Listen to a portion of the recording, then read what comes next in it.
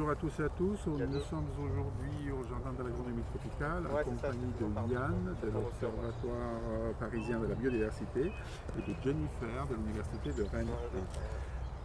Bonjour. Et qu'est-ce qu'on fait ici aujourd'hui?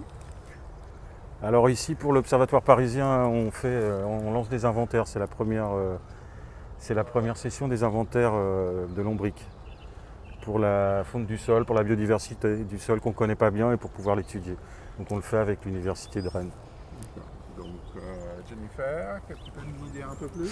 Alors du coup, nous on est ici dans le cadre d'un partenariat avec la ville de Paris et on bénéficie d'un financement de l'Office français de la biodiversité pour intervenir sur le territoire d'Île-de-France. Donc là, pendant 2 mois, on va réaliser des inventaires sur tout le territoire d'Île-de-France pour essayer de voir un peu la diversité des vers de terre qu'il y a sur le territoire.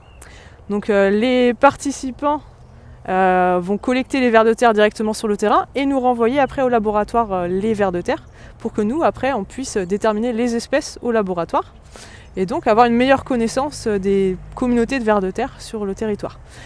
Et donc on fait ça dans différents milieux. Donc aujourd'hui on est sur une prairie et on peut aller aussi sur des milieux agricoles, des jardins potagers, des massifs ornementaux. Donc vraiment pour étudier toute cette diversité lombricienne sur le territoire. Et quels sont les indicateurs finalement de cette biodiversité? Alors on va s'intéresser à l'abondance de ces vers de terre. On va aussi regarder la biomasse, on va les peser au laboratoire et puis on va regarder le nombre d'espèces qui sont présentes sur chaque site. Et comment on va faire? Est-ce que tu peux nous montrer?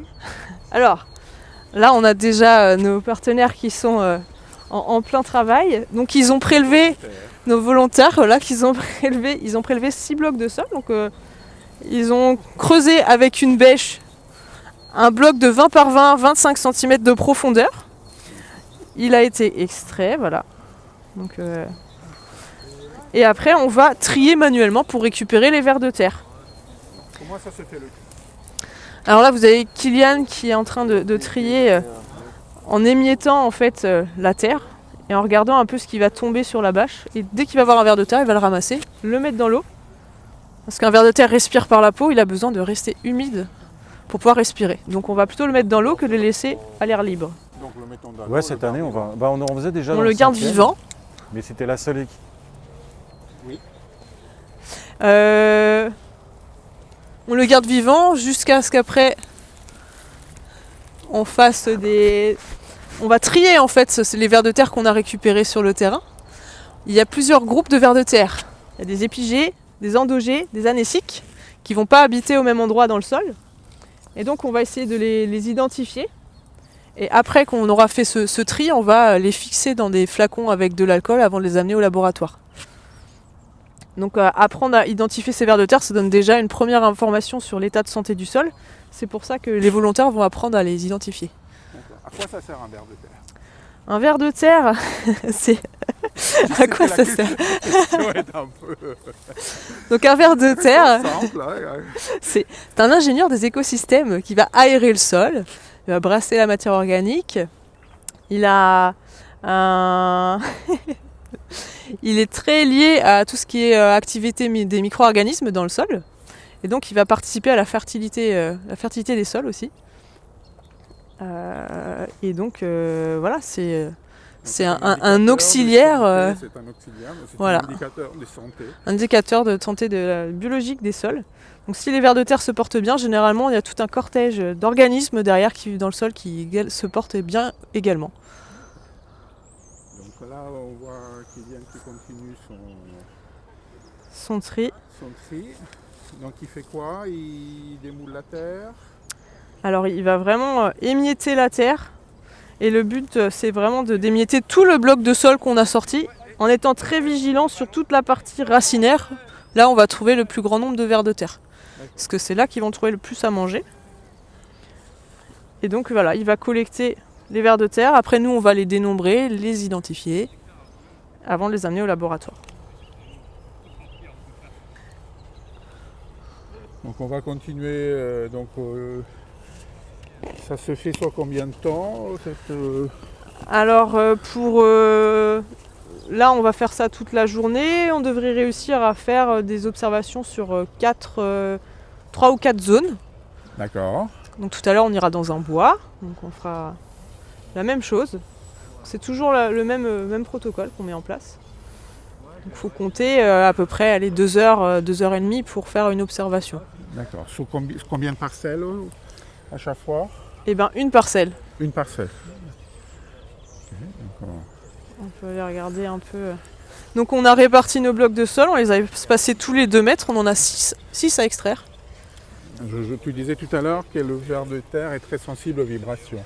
Oui, donc on a fait attention à piétiner un minimum le sol au moment où on a prélevé nos blocs de sol. Maintenant, ça y est, les blocs sont sortis, donc on a un peu plus de liberté. Donc ils ont... Peut-être on peut aller regarder la récolte des différents groupes. Donc, donc là, on a un ver de terre qui est assez clair. Je ne sais pas si on voit sur la vidéo, mais c'est un ver de terre endogé. Donc il est... On peut le sortir aussi. Hein. Hop là. Donc on voit toute cette partie jaune un peu, c'est l'intérieur en fait du ver de terre. C'est un ver de terre qui est peu pigmenté, un ver de terre qui va vivre dans le sol. D'accord. S'il vivait en surface, sa pigmentation lui permettrait de se protéger des prédateurs, des UV. Et donc voilà, c'est un autre type de ver de terre quand ils sont pigmentés. Donc on a tous l'image du ver de terre très très rouge, presque bordeaux. Donc ça c'est plutôt les vers de surface pour le coup. Voilà. Donc ça c'est un endogé, dans le sol. Donc là on ne voit pas, il n'y a pas énormément de vers de terre. On a 3 vers de terre, 4 vers de terre pour ce bloc là. Est-ce que c'est une moyenne ou Alors le maximum que moi j'ai pu observer, mais peut-être sur d'autres types de milieux, c'est 90 vers de terre dans un bloc de sol. Donc on n'a pas beaucoup là, mais on a un sol qui est sableux, ce qui peut aussi expliquer qu'on n'ait pas beaucoup de vers de terre aujourd'hui. C'est pour ça que vous faites des prélèvements dans différents types de sols et dans différents milieux. Exactement. Donc après, tous ces vers sont envoyés à Rennes. Envoyés à Rennes, où ils vont être observés un à un à la loupe binoculaire pour déterminer l'espèce. Donc, pour déterminer une espèce de ver de terre, il faut regarder les organes sexuels du ver de terre.